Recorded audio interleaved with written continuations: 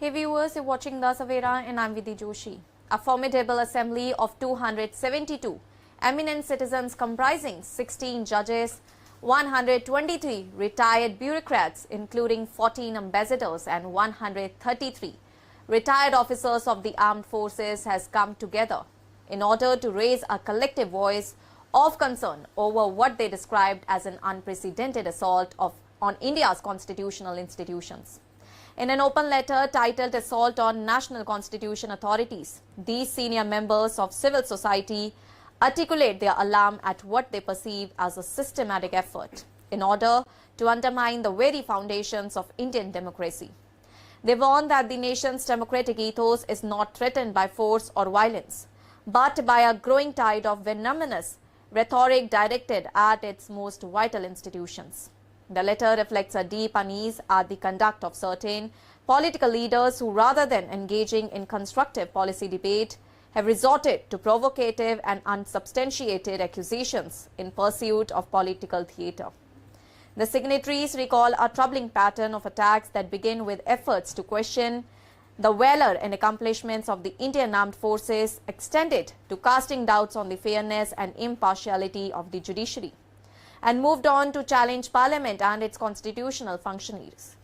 Today, they contend that it is the Election Commission of India that finds itself the target of what they call a calculated and conspiratorial campaign designed to erode public trust. At the heart of their concern is the repeated public criticism of the Election Commission by the leader of opposition in the Lok Sabha, Rahul Gandhi.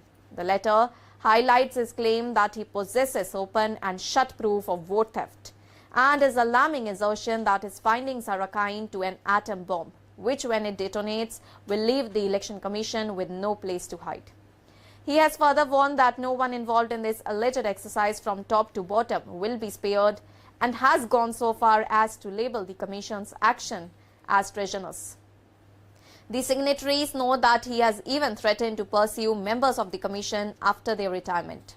Despite all these scathing allegations, the letter emphasizes that no formal complaint or sworn affidavit has been filed to substantiate all these charges. The absence of such procedural accountability, they argue, raises serious questions about intent and the responsibility that accompanies public pronouncements, particularly when they target officials performing their constitutional duties.